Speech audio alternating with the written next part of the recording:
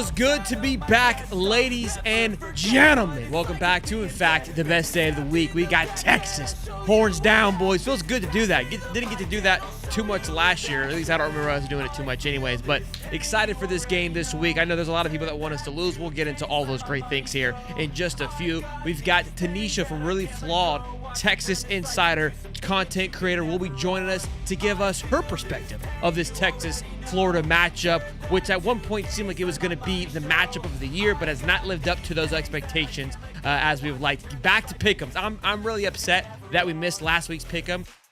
Me and Cooper, we had a talk. I explained to him that Wednesdays are vital, important days, and he needs to lock it in. He understands. First day on the job, we allow those kind of hiccups and miscues, so nothing held against him. Then Cam Parker will be joining us later on in the evening. There was another presser today on top of a teleconference, which not too much came of that outside of a very egregious comment, if you will, that we'll dive into. And then Kermani McClain took the stand tonight, and Cam will be talking to us about that as well. Smash the like button, subscribe. Shout out to our sponsors today, Prize Picks, and of course, David Schroeder joins the show. Big dog. Man, what is it like to just have a brand new born baby on the best day of the week? What's it like, Shelton? I just want to know. I don't think I told this story. The crazy part of this is that I was prepared to go live from the hospital. I had it all set up. The nurse comes in. I go, hey, just so you know, like, I'm about to do a podcast. Like, I'm going to be talking. It's just, I'm not a weirdo. I'm not talking to myself. I'm doing a show. And not to get too gruesome here, but they check my wife to see what she's dilated, right? So she's in that vicinity doing her thing, and her hand is moving more than normal. Like, usually they're kind of like feeling like, oh, you're like forward dilated. And she's kind of like there's some movement more than normal. And I'm like, okay. She's like, yeah, we're like a, I don't want to make it weird, but she says something, a word that we didn't know. And I was like, all right, cool. Yeah, cool. She said, we're going to set you up. And I was like, all right, awesome. So I'm like, how long are we thinking? And it's 8:30, mind you, 5 minutes before showtime. She goes, oh, we're having a baby now. No podcast, sir. Shut it down. I go, okay. Close the laptop, text the boys, say, sorry, I'm out of here. Baby was here at 9:10. Like, that's how fast it came. It was crazy. 4 pushes, and little man was here ready to rock and roll. So it was really cool, I think, for a day that's so important and so special to us to share it with little man. My other son came on game day. This son came on the best day of the week. I mean, your boy's dialed in when it comes to the sports. He's just got an aura about it, you know? I don't know what to tell you. And it was a day before my birthday, too. Like, if he would have held on for like 4 more hours, he would have been born on the 20th. I would have left him at the hospital. Well, he might have had muscles coming out, you know, because it's Swolder's birthday. He might have just already been, like, lifting dumbbells and stuff. You know why I know he didn't come on your birthday? He had hair. He has that is true, man. Look, only one person can have the sexiest hairline in the state of Georgia. That is me. So I appreciate that. Like he waited. He said, "Look, I'm going to be born today, not on the 25th, because I don't want to steal the thunder." You know. So yeah. No. I listen. I mean, he did it perfectly. Coop was dialed in. Beckett's been awesome with him too. It's been really cool, man. It's been he's a week old today. It was his birthday. Yeah. I guess you could call it. So that's pretty cool. Week old birthday. It's like gone by slow but fast all at the same time. It's been hectic. It's chaos. You're trying to figure things out and, you know, get a balance. I will say, I believe thus far, as of now, the transition from 1 to 2 is not as chaotic from 0 to 1. I mean, 0 to 1 is just like life altering. You know, I mean, you want to talk about just getting kicked in the nards. That thing will put you on your butt real quick. 1 to 2, it just, the chaos that already ensues just amps up a little bit. That's kind of where we're at currently. I think once this thing starts moving around and grabbing stuff, that chaos will continue to elevate. But right now, we're just a little tired, you know? Yeah, is there going to be another football player in the family? I heard that thing was like 8 pounds, man. That is a big baby. He's a thick chunk of munk for sure, man. Usually babies lose weight. He lost like an ounce when he left, and then he had his first appointment on Monday, like 4 days later, and he's at 8.3, so he's already gained weight. He's thick as thieves. He's much bigger than what Becca was. So we'll see. It's wild, man. That is wild. Yeah, good stuff. Well, boys and girls, like I said, let me see where Tanisha is. I mean, we've been chit chatting. I don't know if she's. Yeah, shout out to everybody, man. Holding on out of the best day of the week. We didn't get to do it last week. We were hoping we could at least push it to Thursday, and then some other things came up Thursday, so we weren't able to do that. So we just said scrap it. We'll wait till this week, whatever. But man, I missed it. I missed everybody. I missed all the comments, people making fun of me for being short. I loved it all. Like I missed it all. Honestly, I missed talking and chit chat. I think it was a good bye week conversation point, which I talked about on the Sunday show. So I was able to at least talk about the things that I wanted to go over. But I'm ticked about the pick'ems. I feel like, and we'll talk about it when we get Bozeman on here. But I think it allowed for him to get. I was in his head. I was living in his head rent free, and I felt like the week off might give him some ammo. Like he had a bye week himself, and he's able to go back and adjust. You know, I didn't get to keep him on his heels. I think last week I was going to take Virginia, which really like there were I had some pick'ems. I would have taken Georgia, so I would have lost that one, but I would have taken Oregon. There was a lot I probably would have been like 5-2 again. I felt really good about last week. I would have took Bama, so I would have been up. Like, yeah. So tough stuff. Dave, we'll bring you back here in just a minute. We're going to bring, we can bring her in so you can at least say hi though. And get to let me say hi. Tanisha from Really Flawed, and then we're going to pick her brain about this Texas-Florida match. Well, once my computer decides to work. Tanisha, welcome on the show. How you doing? Hi. How is everyone? Hi. Oh, well. We're live, by the way. Welcome to just so you know, you're the most Sorry, dysfunctional on the planet. Welcome. It's mayhem. So, yeah. Well, you know what's funny is you know this. I watch your show all the time. So okay. All right, then you're okay. So I was here after the USF game. Yes, I remember you texted and me. I remember there was a guy on the screen, and he was like outside, and there was like a bug situation or whatever. Like I've been here. The call-in shows, those don't count. Those are rated R. So I can't speak to those. For that. Yeah, those are. Yeah, I watched your, I think Monday or Tuesday when you did your morning show. I watched that. So yeah, I'm a fan. Like I'm a fan. I'm a football fan. So I'm like, I want to know what people are saying. Well, I appreciate it. Speaking of, let's plug the morning show. We'll be live tomorrow morning at 9:35. Since this new schedule has arisen with the new kiddo in town, Cody and I have been kicking off morning shows every single day, and you guys seem to have enjoyed it so far. So we're going to continue to do it until we either pass out or you guys don't continue to watch. So we're loving that. Yeah. Well, Dave, we're going to let you go, and Tanisha and I are going to break this Texas versus Florida game down here. Oakley. Yeah, you're out of here, Swoldy. Nice seeing you. I was about to say, nobody wants to see my ugly face anyway, so y'all go ahead. Well, I'm like, should I wear my Texas like gear? And I'm like, nah. You should have brought the smoke. You should have brought the smoke. I'm like, no, I'm just gonna be here as me. Because you know what? Texas needs to make me wear my gear. That's where I'm at. Listen. It's interesting because you guys are 4-3-1 current 4-1, 3-1, 3-1. 3-1. Mm-hmm. 3-1. And look, I mean, although it looks it looks good, it sounds good, it doesn't really feel good. Mm-hmm. I would say from an outside perspective for what we thought Texas could be. I think there's also a lot of unknown. If you had the same schedule that Florida has in the front four, it could look a lot different, right? One would think. Mm-hmm. And look, I think that it's been beneficial to have these games to allow Arch to kind of find himself. But where are you? A lot of people feel an upset could be brewing here in the swamp on Saturday. How are you feeling headed into this game? I feel like, so for those people that don't know, obviously Texas is my team, but I feel like the season is going exactly how I thought it would, in the sense of I've always said our defense is going to have to carry us. Even when you and I collaborated, I was like, everyone is up in arms about Arch, whatever. I am focused on this defense and Arch getting better as the season progresses. That's always kind of been my formula. I think we're about there. Now it's up to Arch, because at some point you kind of have to hold your own. And anybody that knows me, I've never been on the Arch for the Heisman, Arch, all that. But I like that everybody was, because now that he is deemed to be underachieving, everyone's off the bandwagon. And I love this. I think this is better for us, that everyone's like, oh, Texas isn't very good. They're not going to do anything. They haven't played anybody. I'm like, perfect. Now nobody thinks, we don't have any expectations anymore. That's how I felt going into the last two games for Florida. I go, look, it's in a weird way, this is a good place to be.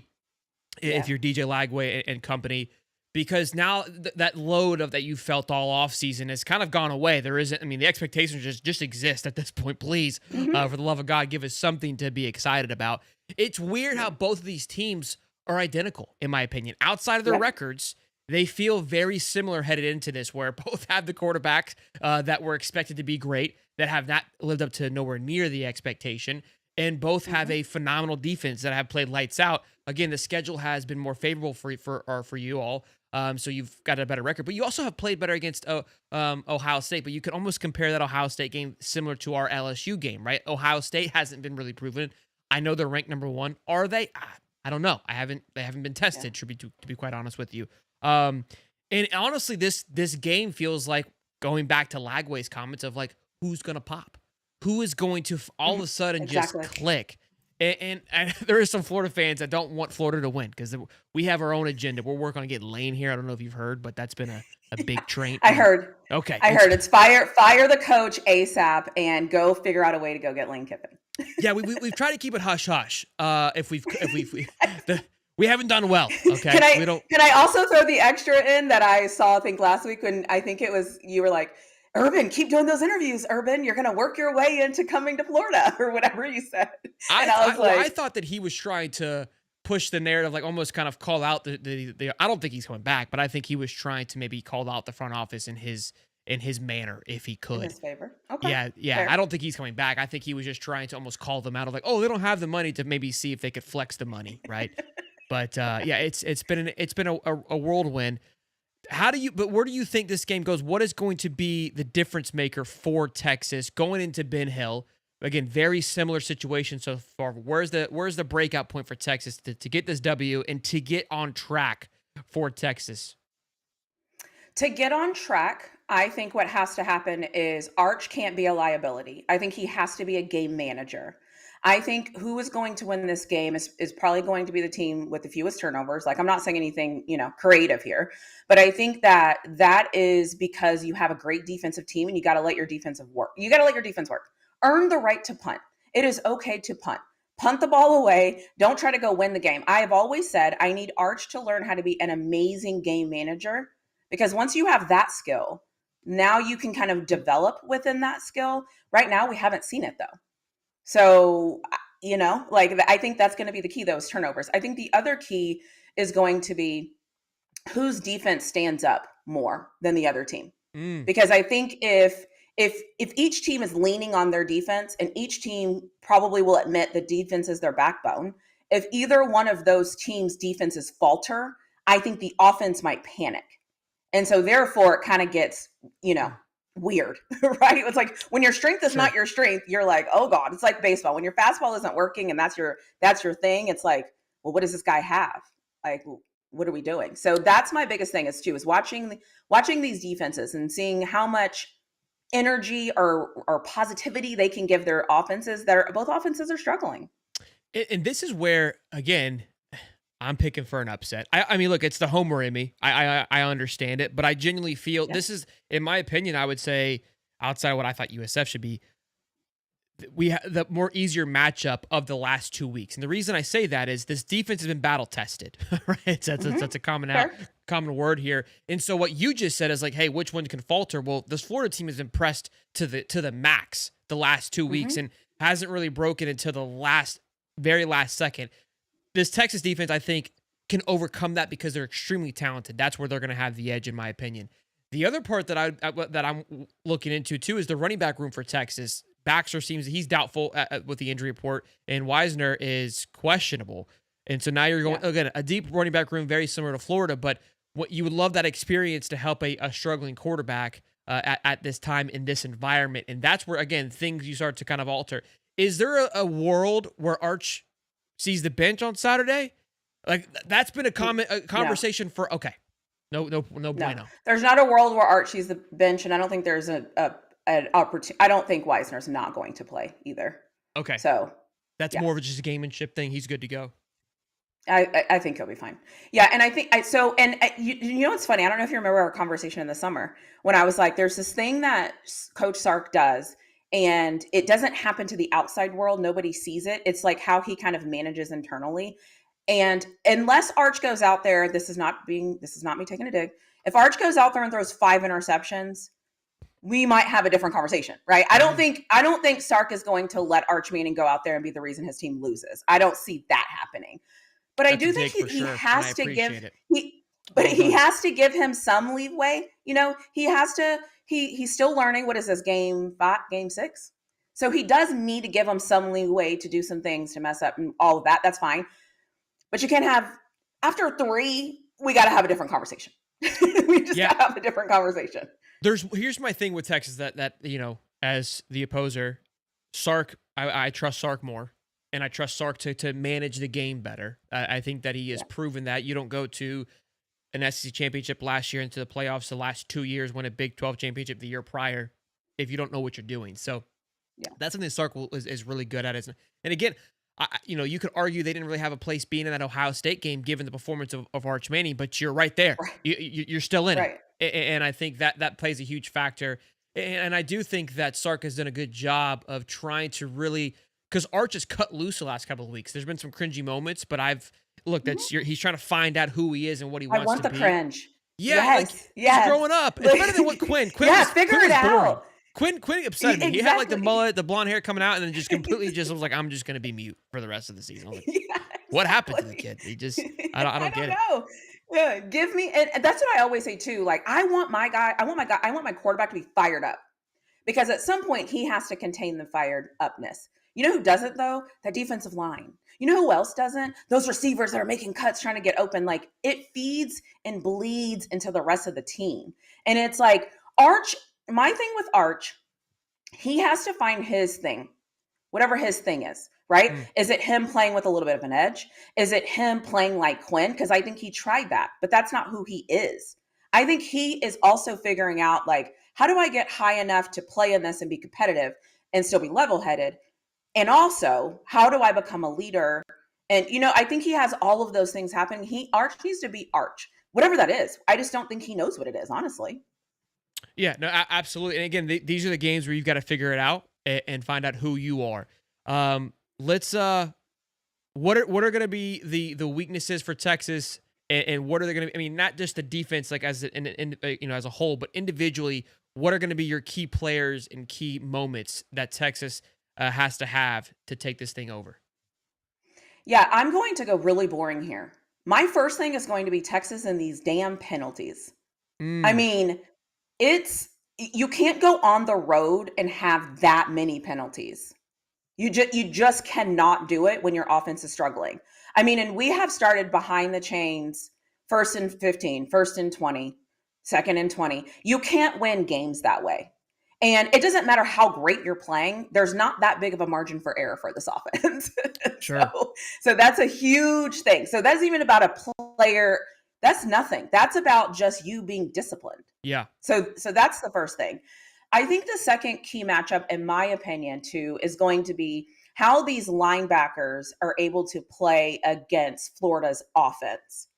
Because I think when you're struggling on offense, I'm kind of speaking to my team too. When you're struggling on offense, it's always the middle of the defense that's hard for you, because you don't know what they're going to do. And if they're faster than you thought and you didn't plan for them accordingly or whatever, because let's just give our defensive line their credit. Cool. They are who they are, right? Let's give our secondary their credit. They are who they are. I think the center of the defense makes a difference, give or take what's going to happen. I think that's going to be what I will be fascinated to see, is how do the Florida linebackers play against the Texas offense, and how do the Texas linebackers play against Florida's offense? The penalties is an interesting one, because that was an area, it's been an issue of concern for Florida, especially offensively. We've had a handful of touchdowns brought back because of just miscues that have happened. And that was a question for Napier today of like, hey, do you feel that the penalties have been amped up this season?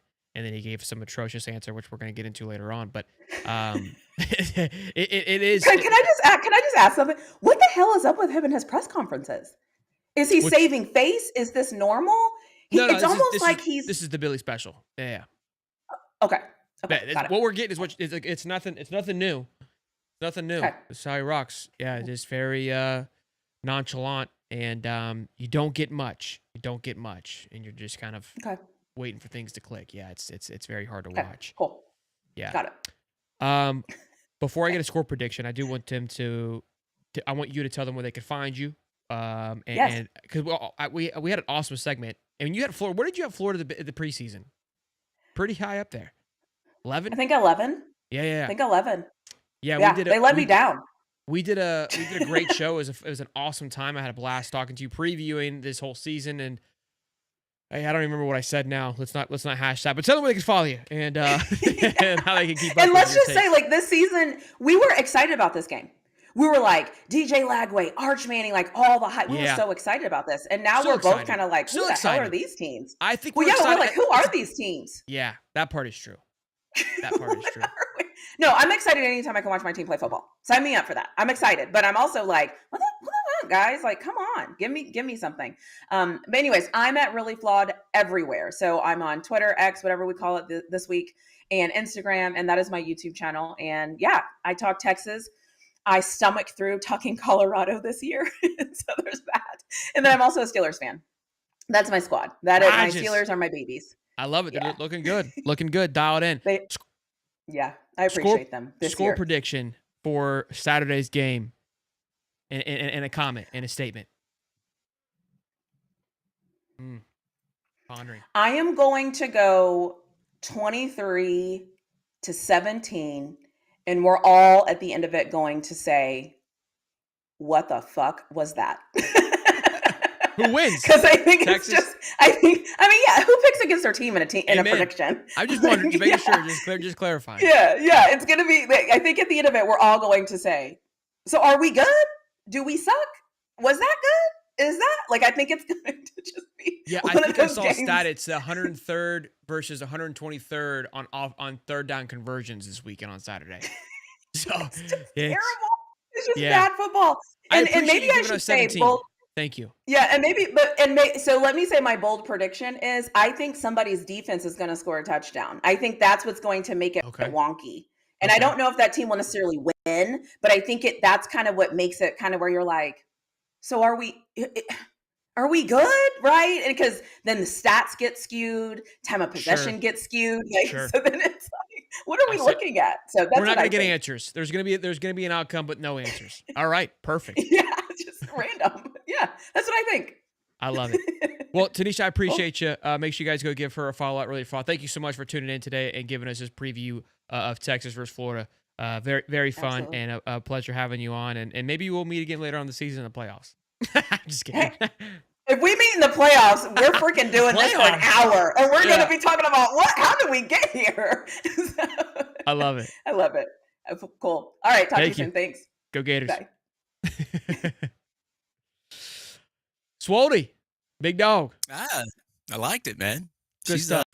Energetic and peppy. I like that.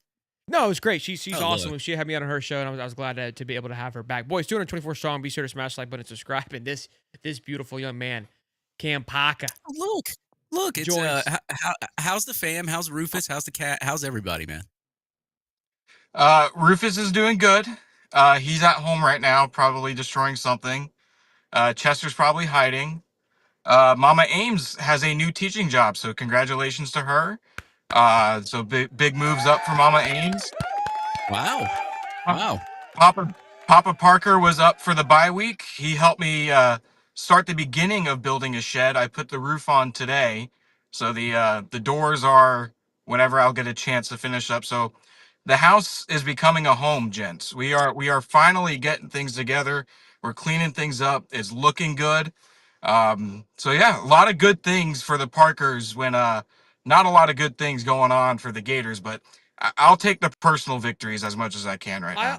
I always love Cam Parker, smelling salt connoisseur, big time, Sports Illustrated. Dylan Olives as his best employee he's ever had, and you being Cam, but then has the ability just to be an everyday guy, just putting up sheds, doesn't forget his roots. You gotta love it. You gotta love just the keeping it at 100. I love it, Cam. Well, it became a priority. Having a great hair day. Yeah. I mean, he knows it's at it a good length now. Yeah, it's at a good length now. We got some fancy product at Walmart. We splurged a little bit so that we could start looking good. The shed became a priority after someone stole my blower out of my driveway because I didn't put it back in the house. So that was an instant purchase after that happened. Why did you leave Dave's mom outside? Ooh. Oh, God. Bam! Ooh. Bam! Ooh. Hey, I don't know. I thought that was back from that. I thought those chats were saved for the Discord, Shelton. You're leaking out privileged info. I still got Yeah, it. I know, Dad man. still got it. Oh, clip Hey, that hey, one, don't boys. talk about the mileage, man. All right, leave the mileage to yourself. Bang! Okay. That one felt good. That one felt good. Whew. Got it out of me. Wow. Built up. Cam, has he even said anything about your mom before? I don't think so. Doesn't matter. Only really, my mom is a saint. Yeah, I She would is an never say awesome that about lady, mom. Yeah, and never. and no one can ever say anything bad about her. What's about your mom, Dave? So somebody stole my mom from your lawn. What happened? You Yeah. said you left my mom outside? Like, His blower. Left her outside. I just wasn't prioritizing her enough, and next thing you know, Yeah. she's gone, and I'm at Lowe's buying a shed. Lowe's or Home Depot guy? I used to work at Lowe's, so I Okay. try to prioritize Lowe's as much as I can. But I will say, not to talk bad about my former company, they don't always have the products I need. So sometimes we got to go to the big orange store. But like Jacoby Jackson, we were working at Lowe's for a little bit, putting in some work, and eventually making our way into the big leagues. Chat, Now- drop now- it down below. Hose or Lowe's or Home Depot. I said hose. or hose too. now let me ask you one question. Did you see Coach Hevesy when you were at Lowe's? Ooh, he was a little too high up as managerial experience wise than me. I was a lowly part timer, so not nearly as important as John Hevesy. Although we could probably coach offensive line and recruit about the same. But he Yeah. was a little too high up for me. They probably smelled like whiskey. Okay. Just a little bit. So Now we got. I see one Home Depot and one Lowe's. yeah, we're tied right now. So Cam, I want to open up with this. I want to kind of come in hot and heavy. You know how we do around here. This comment from Napier from the teleconference. You were there, and then there was another presser again, which I didn't realize. Is there always another presser? We just don't see. It's not aired. It's just co-ops. Yeah, there's always a Wednesday presser at about 6:45. They don't live stream it, so they did and they usually do 2 to 3 players. So they did Billy tonight on the podium, Miles Graham on the podium, and then Cormani McLean and Kofi Asari off to the side. So they do that every Wednesday. Okay. This one's for the teleconference, this comment here that really got the juices flowing. Napier said team came to conclusion that more games are lost than won. First way you win is that you don't beat yourself. What? Can you elaborate on that? Like what? I read the whole quote. Well, Still doesn't make any sense. I that was concerning to me. Well, he's not wrong considering they're 1-3, so they have lost more games than won if you think about it. And he's 20-22 as the head coach, so he's lost more than he's won in this tenure. But jokes aside, I think trying to talk Billy-ish, whatever language that is, I think it's more of a we are shooting ourselves in the foot more so than these teams are beating us necessarily. Okay. And you can take that art. Yeah, like Florida, the self-inflicted mistakes, the penalties, the lack of execution, it's more of a testament that they're not doing their jobs versus then they're just getting beat by these teams. And you could take that as you can. You know, some people will disagree, some people will agree. I think it's a little bit of both. Miami and LSU, they've got some better players in Florida. But Florida also made a lot of mistakes in those games too. So I think that's where Billy's coming from. And with Billy too, he's got a way of he always just says the wrong thing at the wrong time. Not necessarily what he says versus what he's trying to say has been a battle that has been going on for 4 years now. And that is a prime example of the question I asked him about play calling that went crazy on Wednesday, where he said it's what's got us here. Again, what he means by that is it's what's got him a head coaching job. It got him a head coaching job at Louisiana, and then that job at Louisiana got him the head coaching job at Florida. What everyone else sees that as is it got them to 1-3. That's why he's about to get fired. That's why he's back on the hot seat. And both are right. I mean, that's not to discredit anything. What Billy says and how people interpret it, they are actually both right in this case. But that's been a constant. It's almost like a PR battle where he'll say something, and he has his meaning behind it, but when you read it on paper, it looks really bad. Sure. And that's just been, it's never been his strong suit since he's been the head coach. I don't know how his pressers went at Louisiana. I'm sure they were a little bit less stress free because he was winning football games. Yeah. But he is, at least in his 4 years at Florida, it's always been something like that with the fans in basement comments. We all knew that he really meant there, we're trying not to listen to the people on social media. Let's focus on our play on the field. But instead it looks like, well, we're not going to listen to our fans. They're wrong. Like everything that he says and things like that, it usually comes off the wrong way. But people also have a right to react to what he says that way too. It's such a conundrum, I'll tell you. I've got some pressing questions for you today, Cam. I don't know what you're allowed to say and can't say, but I got two big ones. Mm. Obviously, there's a lot of noise of him being. Well, I wouldn't say there's noise of him being fired, but obviously the heat is there for wanting him to be fired. When I say there isn't noise of him being fired, I don't. I feel like it's been kind of radio silence. So I want to ask you that, and then, well, I'll wait for that. The second one's about criticism on the writers, which I know you see it, but give me that answer first. How is the buzz and the energy around these pressers, around amongst other beat writers? Like, what is the thought process of Napier's future? It feels like it'll be over soon. Again, this is going back to it's the same situation they were in a year ago. The things were supposed to change, and they haven't.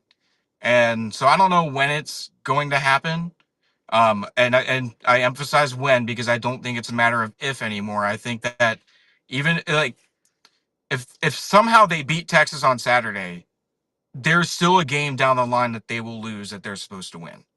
And that's just my opinion of it. So I think it really is it's turned into the when it'll happen. Um I think that people are feeling that way. Um you see the articles that are being written, Yeah, by not by I know you had did a show on Alba Verdi's article that yeah, he put out this morning. Um and the way that the national reporters are reacting to things too. Um it's we're right back to square one with it feels like more when than if. You can feel that in the pressers, especially on Monday. Monday was a little bit testy. Tonight, not so much. Um, I can tell you, Billy and the program, I don't know if they feel that way. I think that they are truly locked in and focused on the task at hand.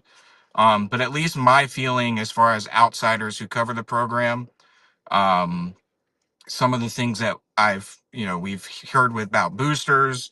Again, they have the buyout money. The buyout actually shrunk from last year, and if they could afford the buyout last year, they can afford it this year. mm, So again, it feels like it could happen any game. If they get blown out against Texas, maybe that'll be the end. I think we've also reached the point with this administration that we know anything could happen. Like they could lose to Texas on Saturday, and he will still be the head coach the week after. Because Likely. that's just how it's been with this administration at UF and this leadership that goes past Billy. So I don't want to put a prediction saying like I predict Billy to be fired after this game because I don't have confidence in my abilities to predict that because we don't know. He could get fired on Sunday if they lose to Texas, but it wouldn't surprise me if they lose to Texas and he's still the head coach, maybe up until the Georgia game. I just don't know, but it feels like that the end is near. It feels like it again. Yeah, like the craziest thing is like you've already got national media talking about who's going to be Florida's next head coach. The guy isn't even fired yet. So it Yeah. just feels like the people see like the writing on the wall. And like, look, I'll go back to last year because I remember when we all thought the writing was on the wall last year, right? mm, And I remember at the beginning of the season, I said he's got to win 8 for me to be happy. I was unhappy when they wanted to retain him, but I didn't expect the season turnaround that he had. But that was because a new quarterback came in the game and he was playing at a high level, which he's not right now. But I saw that turnaround and I was like, look, man, I can't sit here and I can't be mad because at the beginning of the year, I said if he wins 8, then I should be fine. I got to be a man of my word. I got to stick to it. So, and they gave him another year. So now we're into this year. And me and Shelton were kind of talking about, like behind the scenes before the show. I said, look, like it really irritates me because like I felt like he had it turned around, right? And then you start the year and you kind of revert back to the same things you were doing. And the same things you were doing got you a loss to USF, got you a loss to Miami. I mean, and now we're sitting here at 1-3, going into a home game in Texas. And now you've got the fan base at odds with each other. You got like 70% of the fan base that just wants to see us lose just so we can ditch the guy. And 30 that want to see us win because they're just fans and they want to win. And they say you should never, root to lose. And now you like the fan base is now at odds with each other. And it's just kind of weird. And I listen to a lot of that Gator Nation football podcast. And it's like, you're at a rough spot because like if you got rid of him during the bye week in Miami, more fans would be intrigued to want to win and want to go back to these games. And now like I talk to people and they're just like, yeah, I couldn't sell my Texas tickets. So I guess I'm just going to have to go to the game anyway. And it's like the mood in the fan base is just very weird right now. It's very like, everybody's at each other's Lethargic. throats. People, yeah, Yeah. it's lethargic. It's getting to a point to where like it kind of sucks reading the timeline in a way. But at the end of the day, it's like everything is always a matter of time, right? Like Real quick does though, Billy could turn around, go 9-3. It's highly doubtful, but he could turn it around. But then there's the matter of time. It's like, okay, administration, like he's lost 5 games already. Are we gonna pull the plug? Or are we just gonna sit here with our fingers up or what? to your point about the toxicity of the timeline, I agree with you. But I go back to when Florida was on that run in March Madness. It was the exact same. When it wasn't going their way or the game was close, there's still a group that are just half empty type of personalities. They're like, we're not gonna get past so and so. So to be quite honest with you, it's win or lose. It's gonna have two sides. I've learned that, and that's why I think I've been able to adjust to it better. Because some people just want to find things for it to burn, and that's why it's like it's hard for me even to acknowledge or even engage with some of it because there is this side that's too crazy of like, which I know people have put me into this Disney Gator category. Like I joke about it. Like, yes, I am extremely optimistic. I'm not senile. Have I been blinded and probably drank it a little bit too much? 1000%. But there's two sides to it. It's like it's very political in that regards. But yeah, it's fun to watch the chaos unfold. But you think that it's one game away, but he goes and if he beats Texas, then it kind of opens up a can of worms. And I think you're spot on, Cam. Everyone thinks they know what's going to happen, but I genuinely don't like. I don't think Like anybody has a clue. it wouldn't it would not surprise me if they beat Texas on Saturday, Yeah, but they could lose to Mississippi State in a few weeks. yeah, That's Yeah. just how this team is. That's just how this staff is. And so if they beat Texas, cool. But I don't have the confidence that that momentum will be sustained, and they will drop a game eventually, and then that'll be it. So I don't. It's just one of those things where even last year too, after the Miami game, there was the unofficial board of trustees meeting, the reports that they had the buyout or the Texas A&M game, I should say, because they were 1-2 at that time, and it was I think I was told it was going to happen. Like we were all ready for it to happen, and we yeah. knew, We or had at good least we were confirmation it was told happening. that Yeah, it was happening, and it never happened. And then this year, I think everyone's kind of a little bit more on edge because I'll tell you, I haven't been told he's going to get fired. I've been told yeah. that people who make those decisions are unhappy. I've been told that again that they have the buyout money still. I've been told that it's seems like a matter of time, but I haven't gotten that word from someone that it's going to happen this week like I did last year. And I don't think that that's necessarily a case of where they're waiting to see if he turns it around. Um, but I can't give you the reason for why exactly they're waiting. Again, they waited till after the 4th game because that gets you the red shirt rule. Because if you fire a guy, they have 30 days to enter the portal, so that will burn a bunch of guys' red shirts, and that will be more of an incentive to stay for the rest of the season before a new head coach comes in. Maybe that was the reason why they wait. Maybe it's a case of they haven't matched their loss total from last year yet. They're 1-3. Well, They look, lost 5 games last year. it's pretty simple. But to me You're nine and but to look. me it's go ahead, Charlton. You have 3 losses. We all said Yeah. 9-3 was the expectation. So in reality, like you haven't bursted that expectation yet. That's kind of, I I agree. understand. No, Like I agree with you. that's the whole I factor. agree It's with like, you. look, it doesn't feel right. Nobody saw this path happening, but I think that everybody that's in charge was like, hey, this has got to be a playoff caliber team. Like, you got to go do it. Technically, logically, like the numbers, the possibilities are not, like the odds are not in your favor anymore, but it technically can still happen. So you would be jumping the gun, right? If you were to do that. And everyone's like, well, there's no way he wins it. It's like, firing him now only makes us feel better, right? We would be content with it. But if you've got a massive financial investment, it's like, we technically have time to really make, like, we can't do anything, right? Like, that's, I understand where they're coming from. Like, everyone's like, I knew he wasn't going to get fired after the bye. There was just no possible way, like, logically, that it would make sense. Like, I wanted it. I said it should happen because I want to just see someone else come in and just do something different with this team. I don't want to waste the year. But it's technically not over. It is, but it's... And I think the other side of this, too, is Scott Strickland has put a lot of personal investment into Billy as the head coach. He is, between the public display of support, the 7-year contract that they gave him before he even coached a game. And so I think that is part of it too, where at the end of the day, the boosters can put all their money into a buyout pool all they want. Scott Strickland has to be the one that goes up to Billy and says, you're fired. Does So so ultimately it comes down to him. And I think that there's a little bit from him too, that I've put a lot of personal stake into this guy. I want to maybe milk it until the very end, see, what happens. Um, and I'll just kind of leave it at that because I don't have the full answer. And, Yeah. before I get flamed on Twitter or anything, I don't believe that they will win out. I truly think that the end is near of this era. I'm of the position where I'm not going to worry about it. I'm going to keep doing my job.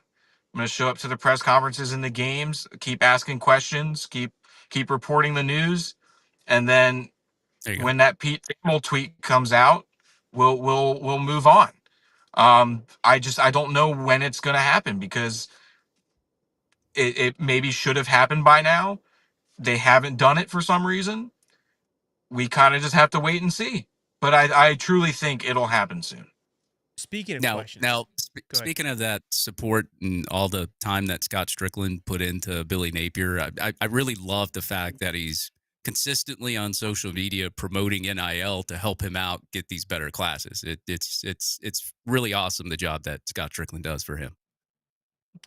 Dave's a big fan, if you guys haven't noticed. Yeah. Speaking of questions, Cam, I want to press the heat here a little bit. There's the conspiracy is that you guys get fed questions before the pressers. This just feels like there's some softball sometimes, Cam. Just gotta be honest with you. Even on this side of the fence, big fan. I can't speak for the rest of the beat, but I am not in Scott Strickland's pocket. I don't have his phone number. I have never spoken to the man before. I think and I'll speak for me personally. Part of, I think, the lack of maybe hard-hitting questions from me, because the play calling one was really my first one. No, you've where I had some kinda- good ones. Yeah, you've gotten better. But for me, it really is, I even put this on Twitter because I got some flack for not asking a follow-up or not pushing him even harder. Listen, I'm still a young reporter. I'm only in my second, I guess it's the second year of my full-time gig. And even last year, I was still kind of learning a little bit. So I'm, not to quote Billy, I'm still evaluating my performance. I'm still, looking myself in the mirror to see what kind of reporter I am and evaluating my process and everything. The difference is that I think I will actually make changes based off of this. Really learn from my experience, but I can't speak for the other reporters and the questions that they ask. He might could. You know, He pulled us a Lane Kiffin there. So you're telling me that there's some writers that are in bed with Scott Strickland. Cool, got it. Let's go ahead and clip that. No, because then I'm going to get a phone call later, or I'm going to get a text. No, I gotta get him in trouble. I don't believe in that conspiracy theory. There are reporters who I think have more contact with Scott Strickland than I do, which is zero. What they say, or if they talk to him about anything, I don't know. none of my business, quite frankly. Um, so yeah, but I don't believe that theory, that conspiracy theory that Scott Strickland is sending us questions or he'll pull our press pass or anything. But I couldn't tell you why, guys ask certain questions, guys maybe don't push as hard as the other ones. I think just thinking of a reporter's side of it, you're also n- moving past the controversy with Billy. You are also using these press conferences for game storylines, because at the end of the day, a lot of these sites have story quotas. Have bosses who are telling them what to write. Mm. They have to get stories up for their papers and their websites and their message boards and everything. So um Yeah, not every pressure is going to tell be Dylan to us take a breath from attacking Billy. We have other stories that we have to write too. An example of that, I think, is tonight. Billy said Javari Flowers was going to get a lot of snaps on Saturday with Dijon Johnson out. He's going to be the third corner in the rotation. So we asked him Wow. 2 questions about Javari Flowers. And I will try to have a story about that on SI because, yes, Billy's job security is the most important part of Florida football right now. But there are other storylines that we as reporters have to cover, have to write about, because if we don't, someone else is going to write about it too. We could think of competition why someone else is going to write about it, and I'm going to get a text from my boss saying why I didn't write about that. So at least I can't speak for the guys about the way they ask questions, or if why guys sometimes prefer hard hitters versus softballs. I am not privy to that. I've kind of just reached the point for me. I'm just going to focus on me as a reporter. I was curious about Billy's play calling because he's only ever confirmed that he was the play caller, never addressed this season why he's keeping it.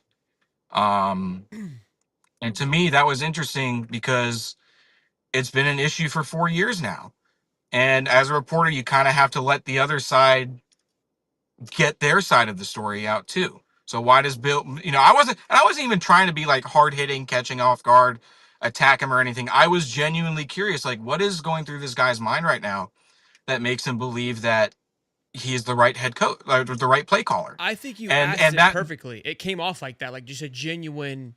It didn't Yeah. feel like it was and did it fit? Like I asked you that, and you didn't know I was going to ask you that because I know that. I mean, I don't know. I don't believe you guys are being fed questions.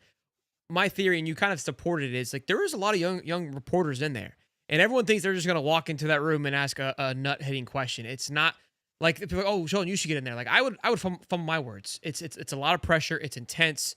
You have to word it in a certain way that you're able to be invited back. I mean, look what happened with Graham when he asked his question, which I didn't think was a poor question. It was asked poorly, and he got absolutely dragged by Billy, and then by everybody else. It's like you wanted people to ask a hard question. He tried to ask it, missaid it, and got absolutely hammered.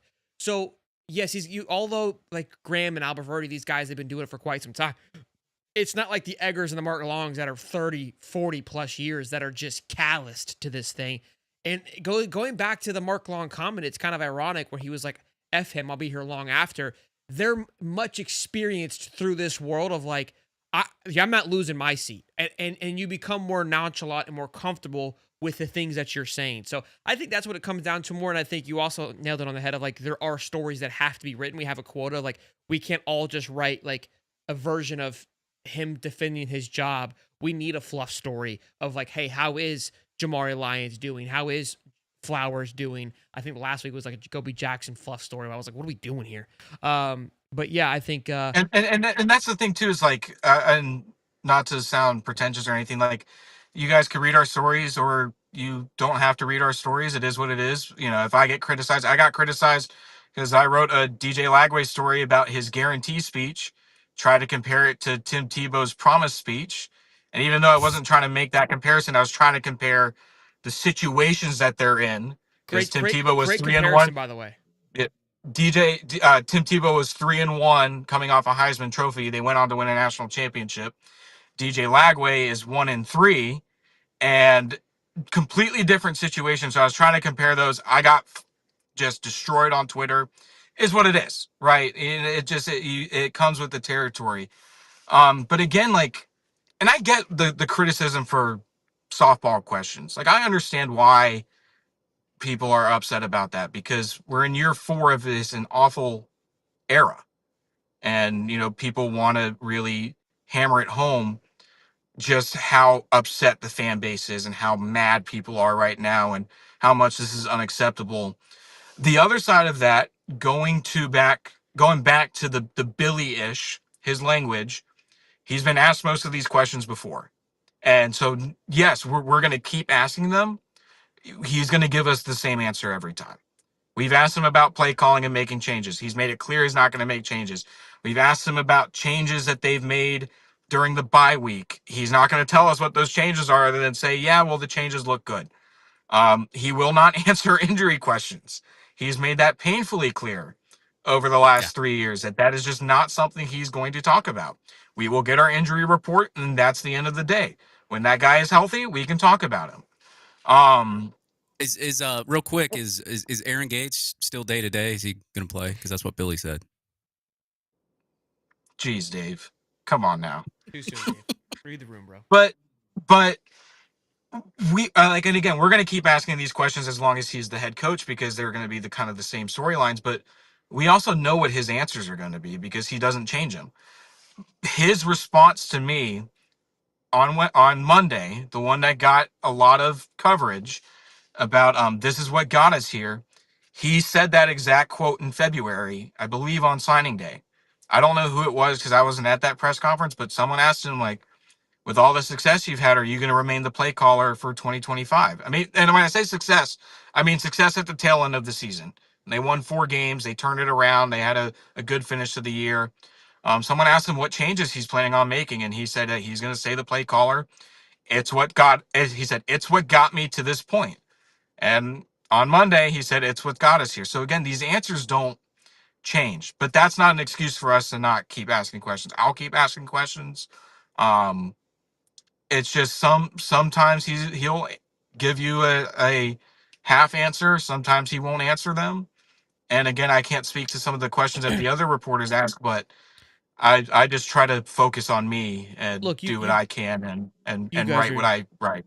You guys are doing a great job. The fans are upset. They've got to find someone to blame when Billy doesn't give it to them. So as the writer, you're always going to be the front line enemy. But I had to ask the question. For the people, I had to ask you the question. You know what I mean? But I have to ask you the hard one. Everyone has a right to feel the way that they feel right now. I'm not going to take anything like, when I was getting the flack on social media for my language story, I was getting kind of annoyed at first, but I was just, at the end of the day, I was like, yeah, that maybe wasn't the smartest way of putting it for me. Now I know how Billy feels when he says something just poor in a press conference. But I think everyone has a right to feel the way that they feel right now. I'm even frustrated because I was told this offseason that this team was going to be a playoff contender. I was told that this offensive line was going to be really good. I was told DJ Lagway was making steps in his production. I was told this receiving core was going to get open. I was told the tight ends were going to take a step in the passing game. And none of that has happened. And so, we get frustrated too because we end up kind of looking stupid when we say these things, but we all can only go off of what we're told. But as far as the fans too, especially the fans that get season tickets, that donate to Florida Victorious, that buy the merch, that do all this stuff, they have every right to feel frustrated about it. And they have every right to feel annoyed at reporters when we put out a fluff piece about Miles Graham or a fluff piece about Jacoby Jackson or Javari Flowers, when that's not the focus point of the season. But I do want to emphasize that us as reporters, we have to cover the entirety of the team, good and bad. When it's a really good trending football team and something bad happens, for example, Florida won 4 games at the end of last year. Offseason, there were 3 arrests. We have to go cover the arrests too. Florida's 1-3 at this point. Billy's on the hot seat. Everyone hates everyone right now. But there's a couple good pieces on this team. Guess what? We have to write about those too. So the job doesn't necessarily change. Maybe the intensity of the coverage changes. But again, why we ask certain questions about Billy, Billy's in a lot of hot seat and everyone hates him right now. Why we turn the page and ask a question about Javari Flowers is because we have to cover that part of the team too. So I do want to I don't know how many people or journalists explain that, but I do want to kind of explain at least my side of it, why sometimes we ask the questions like that. Because we have to cover the full team. We can't always just cover the bad. Have to cover the good too. Same thing, vice versa. When there's a lot of good going on, we have to cover the bad too. And listen, you may not like it. You're fully We entitled to love that. it. I don't blame you. We love it. When I was a fan growing up, and Jim McElwain was the head coach in high school, no, I didn't want to hear about how Felipe Franks was taking steps to improve his game. I wanted Jim McElwain out of Gainesville. I was sick of him. And so I totally understand that thinking as far as like the fan base and why they get mad at One of us. these pieces and these questions. But you know, it's my job. Whether I want to do it or not, that's the job and I have to do it. Well, Cam, tell them where they can keep up with your fluff pieces. Hold up. Carlos wants to ask Cam a question. He sent in a super chat. He said, "Oh, Carlos my did. apologies. Sorry, guys. Sorry. Oh, my guy. My guy. My guy, Carlos. Cam, my friend, thank you for the question. It gave me a video. That's the super chat. Oh, I guess. I think it was the question on Wednesday. Yeah, I will say personally I definitely did not expect that question necessarily to blow up because I also asked him the recruiting question. I thought that one may get some traction. He answered that one well. The play calling, to give him credit. Yeah, it was. I was getting not to pat myself on the back. I was getting a lot of texts about that one, and so it was definitely a growing moment for me, just as a young journalist early in my career. That it's a crazy time, and to Billy's credit, he gave me an answer. But yeah, I do want to say I appreciate you guys. I appreciate the support from people who read our stuff on SI. Love you, Cam. It's and I credit to you guys too, because I interned for Inside the Gators. I interned for Zach Goodall, and really when I first kind of took over the SI side and really started making it my own, you guys had me on the show a few times, made fun of my mullet and my mustache, but that helped me kind of grow and get more comfortable as a reporter and really be open to talking about these things. Not being the reporter that when there's criticism, you go into hiding and you don't explain why journalists do the things that they do, but really having a good dialogue with you guys and creating relationships and creating bonds and things like that. Couldn't tell you how many times at a tailgate, either a high top tailgate or walking by a tailgate, someone says hi. I remember at the Gator walk for the Miami game, someone was like, "Hey, you're the guy that did smelling salts the other day." And I was like, "Yeah, thanks." I also write stories, which you should go read. That's pretty cool. But no, I do want to say I genuinely appreciate you guys. You guys do great stuff. I love the coverage that you guys do as well. But for me personally, because it's a weird season for me because of just the play on the field's not good, and I'm still learning how to balance covering the good and the bad and emphasizing some things over others. And I think that question getting blown up, I was kind of like, whoa, that's a little crazy. But I would just want to say I appreciate all the support that you guys give. You guys are truly some of the best people. Well, that means a lot. I mean, make me tear up here, man. I really appreciate you, Cam. It's been fun to watch you grow too. Again, I remember when you first came on. I think you could tell there was nerves, and I mean, you're a stud now, and it's so fun to be able to pick you here, and you're a big help for us too, coming to the Discord and whatnot. And look, man, I think there's a sense of scarcity when something like that blows up, because there could be some negative flack that comes with it. But in the same light, it's good. It means you're doing your job, because it created a wave of here we are. So kudos to you, man. Yeah. And I learned a lot from that too. I mean, I probably should have asked Billy a follow-up. So next time we ask about play calling, I'll be ready to ask a follow-up. I saw that there's criticism about that, but you live and you learn. We survive in advance. So, we'll see what happens going forward, but obviously been an interesting week. I can tell you that much. No doubt. This is why I dubbed the quote, "Reporting the news is a hard knock life sometimes." It can be. Cam, we love you, man. Be good. Be safe. Keep your head down. Quit asking the hard questions, all right? Back to the fluff pieces. We love you, man. Yeah. Hey, I'll have a fluff piece on Javari Flowers in the morning. CB3. He'll get some playing time on Saturday, so be on the lookout for that one. My man. Cha-ching. I love it. Be good, Cam. All right. See you guys. See you, man. Oh man, all right, real quick, I gotta address this because a couple people said, see these YouTubers stepping like they are bigger than the normal fan. What in my goodness sake are we even talking about? What did we say to Yeah, even? I think I'm like the person with like the least ego ever. Yeah, this again. The chat just I'm so far removed from some of it. Sometimes just wild. I make fun of $5. myself. Darian, my man. Sorry, I'm late, fellas. No worries. We gonna get after Arch on Saturday. Coming off a great bye week. Our offense should be ready. Damn it, Darian. It should be, my man. And then $5. Y'all are goats, and we as fans appreciate it. I appreciate you guys. I know some of us think that we're above the law, but we know that we are not.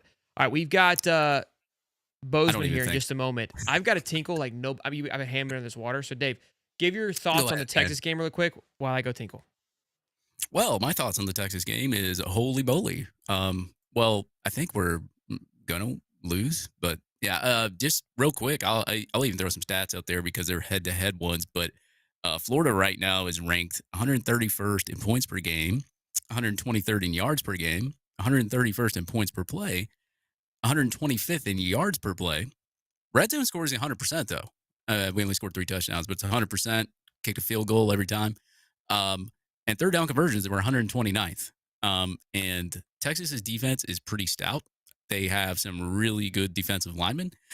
Florida gave up 23 pressures to Miami a couple of weeks ago. Does not make me feel good about this game. I think that, if they make some changes to the offense that Billy Napier kind of, I guess, talked about, or there was rumors of that, maybe that you have an offensive explosion. Now, the good part about this Texas game is Arch Manning hasn't been playing that great. And I believe he had a shoulder injury at the beginning of the year. I don't know the extent of that. I'm not a Texas insider or anything like that. But both quarterbacks aren't playing that great right now. So there is kind of an edge for both teams, I guess, in this game. I think it's going to be a low-scoring game. I think the guest that Shelton had on earlier, I think she was right about there being a defensive touchdown in this game that could probably decide the game. And I think defense is going to really be the key factor in this game. But with Caleb Banks, LJ McCray out, now you have John Johnson out. Aaron Gates is out. There was a rumor about VB3 maybe being out. I don't know if that's going to happen, but I don't know, man. Like, I think it's going to come down to which quarterback plays clutch in the clutch moments when it's Florida versus Texas. But how's your PP? Long. Golly, that was killer. You picked Florida, Tinkle, you said? Tinkle. That's what I heard. No, I'm gonna pick Texas, but they have more athletes, less injuries. So. Dead to me. All right, real quick, boys and girls. This episode is brought to you by Prize Picks. You and I make decisions every day, but on Prize Picks, being right can get you paid. Don't miss any of the excitement this season on Prize Picks, where it's good to be right. Boys and girls put together a little lineup for tomorrow's night game.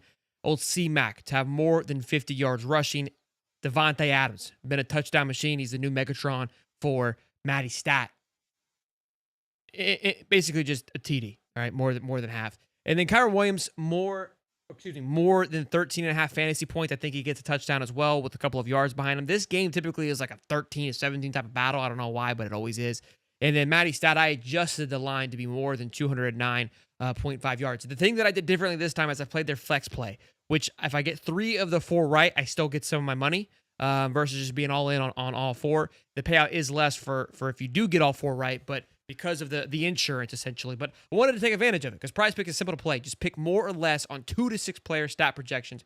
If you get your picks right, you could cash in. Also, Prize Picks puts their users first, so all withdrawals are fast, safe, and secure. Prize Pick offers Venmo, Apple Pay, MasterCard, and more for quick and easy deposits into your account this football season. Download the app today and use the code HIGHTOP to get $50 in lineups after you play your first $5. Play $5, you can play for a while. That's code HIGHTOP to get $50 in lineups after you play your first $5 lineup. Prize Picks. It is good to be right, boys and girls. Let's get into the best part of the show, boys. Bozeman, look at this, man. Look at this guy. Flexing the background, big fella. How are you, man? Look at this guy. Oh, wow. Look, he cleans I'm it good. well. No What, the whiteboard. crap What's table this do you have a score? No whiteboard. Oh, Do we have a score? Did you I got a write down the whiteboard. scores at least? This guy's incredible. This guy. Look at that. This guy Look. is a. We're not paying him enough. Look at that. Look who's in the lead right there. Don't you love it? What's the overall record? Are we tied, boss? Yeah. So last week, well, 2 weeks ago, Dave was 4-3, and me and you were 3-4. So the overall, Dave has a 2-game lead, 15 and 17, Skippy. and me and Wow. you, Sheldon, are 13 and 19, tied for second. Did you hear my rant before at the beginning of the show about this segment here? No, but on the way home tonight, I'm going to listen to it. Like I said, I picked up this shift tonight. I normally don't work, but Dave, I am going to be in Gainesville Friday. That's why I'm here tonight. So I'm going to be out there around dinner time, and we're going to hook up. Yeah, we're going to make up for lost time. Hook up and That's make up. it. Pause. I love it. All right. All right. I'm going to be there. I'm going to spend the night out there, and then I'm going to go to the SEC Nation in the morning and try to get on TV and act a fool and have a sign and maybe meet Tebow. Boss Cox are out and about. I see, huh? Yeah. Oh, yeah. That was a really good You know it, baby. window there, boys. I don't know if anybody kept up with what I was doing between this little bromance That's here, it. but that was incredible stuff. Hey, I mean, I'm just gonna go ahead. You've never experienced a night of being the bows on the town, man. See, look at it, just keeps on giving. It's a gift that keeps on giving. I said at the beginning of the show, I said I'm upset that we missed last week because I feel like we have been on a good little roll. Last week was a phenomenal week. Mm-hmm. I think you had a rap that you had prepared or something. Did we get that, or are we not getting that today? No, because I had a really good song that was for the Bama Georgia game, and it was funny, but it's not going to be relevant now because they're not playing each other. But I had I was going to wear a red shirt, and I was going to tell you guys I was red shirting for the rest of the year, but I was still going to be a fan. But I wasn't going to go to any games. I wasn't going to wear any gear. And then the bye week, I kind of changed my thinking because I just love the team too much. But so I'm going to go to the game. I bought tickets yesterday, and like I said, I'll be out there Friday night. But if we'd had the show live last week, I was in a red shirt. I was ready to red shirt. I had a funny song with the Bama in Georgia, but you're incredible. Hey, look, I was upset too, but I'm going balls out too, baby. So it's okay, all good. You're a national yeah, we're gonna have treasure. some fun Friday night, Dave. I was saying that I feel I'm upset because I didn't get to I lost my week to get in your head, and I feel like the bye week might have helped you, and I'm concerned about that. Let's get into it, boys. I got the wife out there with the kiddo, so let's get through this thing and rock and roll here. We've got ISU, Cincinnati. ISU's undefeated, but Cincinnati played a close one against Nebraska, and I think Vegas must have liked what they saw because they're favored, -1.5. Swolder, what do you got, big fella? I'm gonna press my luck. I'm gonna go Iowa State there, over there to the left. I don't know if you heard me. But yeah, I'm not gonna go Cincinnati. I'm gonna press my luck. Me? Yeah. So since he had that loss to Nebraska, but they did cover because I remember I had Nebraska was one of my better bets. They lost, so they're 3-1 against the spread. Iowa State 3-1 against the spread. Iowa State's beaten Iowa, Kansas State, and Arizona, all three decent teams. Cincy has only beat Kansas. I'm going to take Iowa State they're getting a point. I feel like Iowa State should be a 3-point favorite, so I'm going to take the 1.5 with Iowa State. Rocco Beck, Iowa State. Yeah, that Kansas team's a solid team. I think a lot of people were kind of shocked when they went down. The explosiveness that Kansas can bring, and Cincinnati was able to hold on. I think Cincinnati found themselves in that Nebraska game. They looked much better than I think I anticipated them to look. I'll go the oppo here. I don't mind going with the Cats. I think Rocco Beck's been great, but they haven't looked promising either. They're kind of squeaking by, and I feel like they're very beatable. And this might be the game that happens. I think it's the reason why Vegas feels that way that it is. And the spread's not crazy enough, in my opinion, to get it done. We've got Kentucky and the Dogs. I know the Dogs are just historically atrocious against the spread here. And after a tough loss last week, does Kirby come out of here and just smash Kentucky's throat in? Yeah, I think they do. I feel weird picking it, but I just don't think Kentucky has the firepower. Although they did give Ole Miss some fits, and they covered that spread. Oh, man, I'm torn here. I'm talking historically bad, and especially in a game like this. Give me the Cats. Change my mind midstream here. Dave? Yeah, this one's tough because Georgia should honestly be 0-2 if you don't count a missed field goal from Tennessee. They should be 0-2 in the SEC right now. Kentucky did give Ole Miss some fits, so this spread, I think the spread's about right with this game. It's really hard to pick. I think Kentucky's defense did really good against Kiffin's offense. I think giving Kentucky the 20.5, I would go with Kentucky, and I'm going to have that as my pick with the 20.5. But I think Georgia whoops them pretty bad. Yeah, I mean, I don't see Kentucky having a chance to beat them. Kentucky's 2 wins this year against Toledo and Eastern Michigan, and then their 2 losses are against Mike Cox and Ole Miss. So, I mean, as far as against the spread, Georgia's 0-4, like you said. They're 0-4 against the spread. Kentucky's 1-3 against the spread. But I mean, Georgia's going to win 21 or 20.5 is a big number, but I'm going to take it. So I'm going to take the dogs, and Kirby's going to get right. We got some parity quick. Kirby's going to get right. Vandy, Bama, college game day. Bozeman, talk to me. So the series history is funny in this one. It's 85-17 and 4 ties for Bama, which is insane. Bama had won 40 in a row before last year's upset, 40 straight. Obviously, Diego Pavia is doing everything. Ty Simpson looked really good in that Georgia game. He's coming on. The receivers with Ryan Williams and Jeremy Bernard, they have 6 wide receivers with over 100 yards for Bama. Vandy's 4-1 against the spread. Bama's 3-1 against the spread. Number's 10.5. I think it should be closer to 2 touchdowns. So I'm going to take Bama to keep rolling and get that revenge for last year's loss. And they should win by over 2 touchdowns. So Bama minus 10.5 for me. I think taking Vandy here would say that we believe that Vandy's better than Georgia right now. I know the spread wasn't necessarily 10, but it was, 7 points? I mean, it was pretty far. And so I agree. I think it could be a little bit further. 10. I like 10 for Vandy. I think that place is going to be nuts. I think Bama found something last week. Vandy, again, I understand they're 5-0. There's a lot of expectations. Haven't played a lot. I think they look good, but I'm not sold on them. I don't think 10 is going to be enough. I think Bama rolls. And look, if I lose this one, I'll happily lose it. So I'm cool with it. So you're taking Bama? Yeah. Okay. Yeah. This one's tough because Pavia's been playing out of his mind lately. You go back to last year's game, and he was able to lead his team to victory to that Alabama team. Ty Simpson at the beginning of the year didn't look too hot, but it looks like he's starting to come on a lot more. I was very impressed what he did against Georgia last week.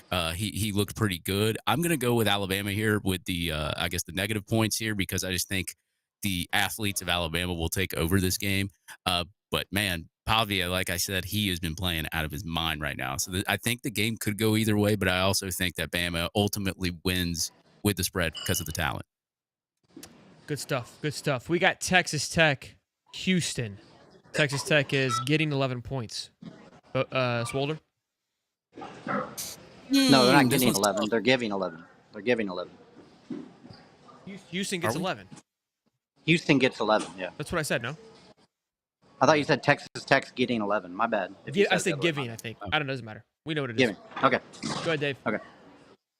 Yeah, I'm going to take a risk here. I'm going to go Texas Tech, man. I think they've just been playing really good football here lately, and I don't know. I don't know if they can be stopped, but I'll go Texas Tech. Bose? Yeah, I mean, there's no risk there, Dave. Don't worry about it. You got that one. Texas Tech's going to beat Houston and Austin Armstrong's defense. They are rolling. Houston just hasn't. Let me check my notes. Houston, they're 3-1 against the spread. They beat Colorado and Oregon State, but neither one of those teams are that great this year. No. Texas Tech 4-0 against the spread, so Texas Tech all day. Yeah, I'm in agreement. I think that Utah defense is much better than what Houston was able to provide. I think Houston can provide a little more juice maybe on offense than what Utah was able to do. But Texas Tech, I think, really found themselves. This team is going to be really, really hard to beat. And although Houston's defense does look really good, and obviously Connor Wingman's been great for Houston thus far, which is a great transfer for them. I think Houston is still a really good football team. I do believe that defense is going to be exposed. I watched that Colorado-Houston game. We know how to beat it. We watched it get beat a plethora of times. That was when they were playing Ryan Staub. If they would have switched to Caden Salter, I probably would have seen an upset from Colorado because they're not great against mobile quarterbacks. Not saying that Texas Tech has mobile quarterbacks. I think they've got a much more complete offense, and 11 is going to be an absolute cakewalk for Texas Tech. Just like they pulled away from Utah, I think they pull away late here at the end. Mississippi State, Texas A&M. A good one here. Mississippi State obviously has come on strong up against Tennessee last week, falling just short. Going at A&M. A&M is right now, I think, favored by a handful of people to do some great things in the SEC, myself included. Defenses look good. Marshall Reed looks fantastic. 14 seems like a lot. I don't know why, but it seemed I could see maybe a 10-point. Maybe I'm crazy. It's either going to be close like the Tennessee game, or A&M rolls it and 14 it doesn't even do anything. But I'm going to take the Cowbells here for this one. Swalter? Yeah, look, A&M has the athletes, and I think them to beat Mississippi State. But if you're going to give Mississippi State 14 points in the way that they've been playing right now, give me Mississippi State all day. I'll take them over Texas A&M. But I think Texas A&M pulls it off. But I think Mississippi State hangs in there right with them. So I'll go Mississippi State with the points. Bose. Yeah, so, I mean, it's going to be unanimous there. So, a couple things. Texas A&M, the series tied 9-9. Texas A&M won last year 34-24. And that's when Mississippi State wasn't even that good, and they only beat them by 10. Texas A&M had a good win against Auburn last week, but now they got Mississippi State coming to town, and then they have us coming to town next week. So they got a 3-game stretch at home. I feel like this is that middle game that could be kind of a little bit of a lookover for them. So there's no way I don't think they cover the 14. And Mississippi State is 4-1 against the spread. They've been looking pretty good, so I'm going to take them with the points also. Yeah, again, 16-10 against a struggling Auburn team who might be coachless in a couple of days here is not the best outing. Miami FSU. This game had some sexiness to it. FSU drops one, so is it as sexy as it was before? Yeah, it's still a great matchup. I think it's going to tell you a lot about how the ACC is going to end up. Bozeman, what do you got for us, big guy? Yeah, I mean, obviously this would have been the college game day game if they didn't lose to Virginia. Series history is pretty tight, 36-33 Miami. Miami won last year 36-14. FSU had won 10 out of the last 15, so they have the recent history advantage. Obviously, we saw Thomas Castellanos. I got to watch that game at work here. He's a great runner. They have a great running team, but, man, he can't throw the ball very well at all. They have 7 running backs over 100 yards, Florida State. And we saw Miami. I mean, so I went down to Miami and I watched firsthand. That's the best line of scrimmages on both sides I've seen in a live game that I can remember. Like, they're just dominant on both sides of the ball. Carson Beck just needs to be average. Mark Fletcher's a beast. Malachi Toney, C.J. Daniels. Miami is 3-1 against the spread. So is FSU. But I'm taking Miami. I mean, I saw it firsthand. So I'm taking Miami minus 4.5 for sure. My turn? Your turn? No. I like the Noles here. And my reason being is I'm not a believer in Beck. They just offensively haven't really sold it to me. There's going to be in a hostile environment. Thomas Castellano, I mean, I don't think necessarily played horribly. Their defense gave up 48 points. They can score at will with anybody. I think they've played hard and played physical. I think they kind of overlooked Virginia, to be quite honest with you. I think they'll be ready to go. I think they pull away, to be quite honest with you. I think that the line of scrimmage for Miami is going to keep it what it is, but it's a toss-up. I think Miami fans are going to hate it because I know a lot of my fans watch this show, but FSU's offense is what is really nobody's been able to slow them down. Even though they lost, they just weren't able to be slowed down. And I don't know if Miami's offense hasn't showed me their ability to just kind of pop off and cut it loose either. And I think that if it gets into a shootout, FSU's going to pull away. And you're giving me 4 points, I'll take it. Yeah, I'm kind of the same way with Shelton. I'm going to go Florida State here only because of the way that Florida State's offense has been playing. I don't think Miami's had to play an offense like Florida State so far. You have the Notre Dame game. I think Florida State's offense is better than Notre Dame's. I think that Castellanos, the defensive line is going to cause havoc for Miami to Florida State. Like they're going to get the Castellanos, but I think Castellanos has enough of his legs to avoid a lot of these pressures, a lot of these sacks, and I think he's going to make some plays, and I think that ultimately will make me feel better with the points with Florida State. So I'm going to go FSU. Real quick, accountability is key here. We like to make sure that nobody forgets their hot takes. Bozeman, you can back me on this. Remember what I don't know who it was. Someone said that CJ Spiller was not good. Do you remember those comments? Who said it is not important? It was someone on this screen. It wasn't me and Bozeman. Do you remember? Was saying who wasn't good? CJ Spiller, the Notre Dame's quarterback. You recall that, right?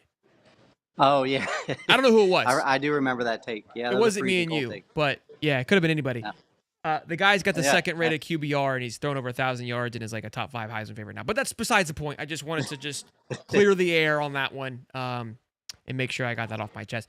We've got Texas at Florida. Florida gets 7 plus 7. What kills me here, boys, is that I feel like I've been just a Lane Kiffin call away from being undefeated in my Florida picks. But I'm riding with the boys again, baby. I mean, listen, that Vegas, it's about to bust. They feel it too.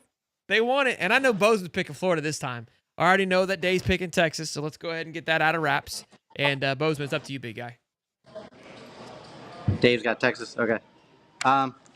So yeah, we played Texas 4 times in the history. They've beaten us 3 times. We tied once, so we've never beaten them. Wow. We remember last year. Last year they beat us 49-17. That was pretty ugly. We know about Manning and his struggles. They do have 5 running backs over 100 yards, 4 wide receivers over 100 yards, led by Ryan Wingo.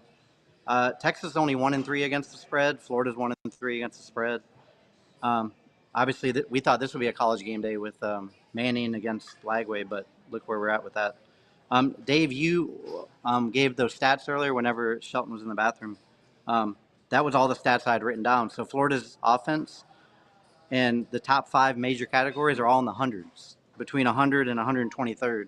And then Texas defense is all in the top 5. Points per game, yards per game, pass yards per game, rushing yards, top 5 every category, going against the top 100 to 130 ranked. So it's hook 'em horns over here, man. I'm alone again. Hook 'em horns. Hook 'em horns. Do I get 2 points this week too? I don't know, Dave. We're gonna keep doing this every week until we get a new coach. Yeah, no, he's just begging. But don't worry, we're one step closer if Florida to the wins, Lane I should train. get 2 points. Wins, not covers, just wins.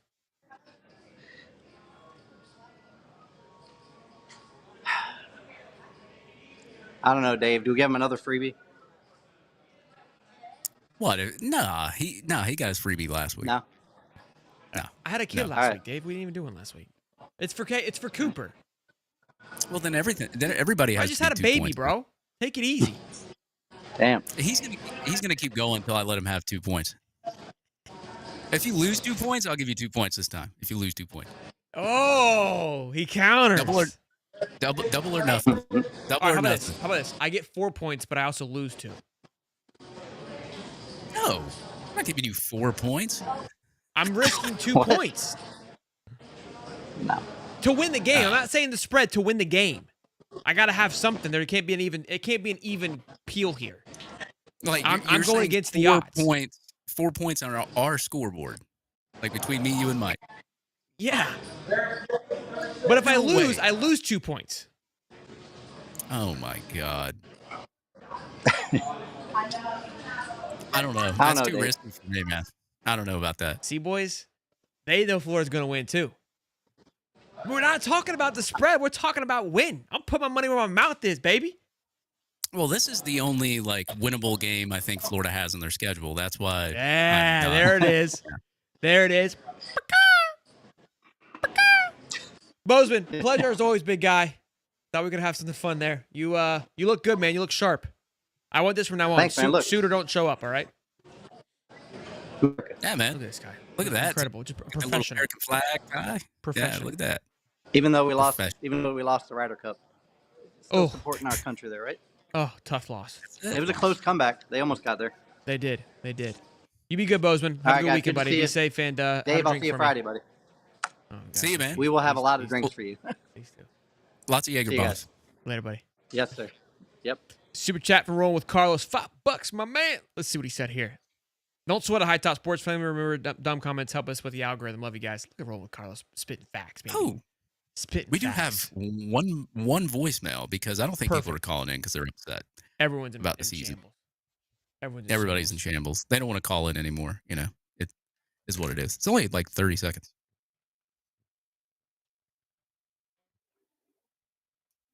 Let's go Gators, okay. We've got it. We've got some points on the board. We're good with that. And we might actually come through with this one. We might have the win. Gator defense is taking it. Being our stronghold, our offense, we need some work. For real. Now, let's talk about that on the next show, shall we? Gator Dave. That was from September 20th, so I guess he was watching the Miami game. But yeah. since we couldn't play it last week, so. Yeah, it was my fault. That was my fault. Boys and girls, great show. Fantastic show. Hey, tune in tomorrow live at 9:35. We're talking all things college football. If you got a topic, it usually makes a show because we're just kind of winging it in those morning shows. We got some topics that are built in, but the comment section has made some great topics for topics of conversation. Cody and I have an absolute blast. Become one of my favorite shows because you kind of just wake up, get the day going, get to talk sports with the boys. It's a little bit different than all of our shows have a unique flavor, unique taste that you can find something that you like. It's really cool to be a part of it. So, real quick, I'll be out in the swamp Friday, Saturday night, hanging out for Harmonic Woods Tailgate Saturday. If you need to know where it's at, just message me. I'll share you a pin. Hell yeah, boys. Let's have a great weekend. It's college football, boys. Listen, I told you at the beginning of the year, we only got 12 weeks. We're only guaranteed 12 weeks. Win, lose, or draw, let's enjoy it. Let's have some fun. Let's go watch some games. We'll have our watch party Saturday live at 3:30 p.m. Y'all be good. Y'all be safe. Until next time. Peace and love, baby.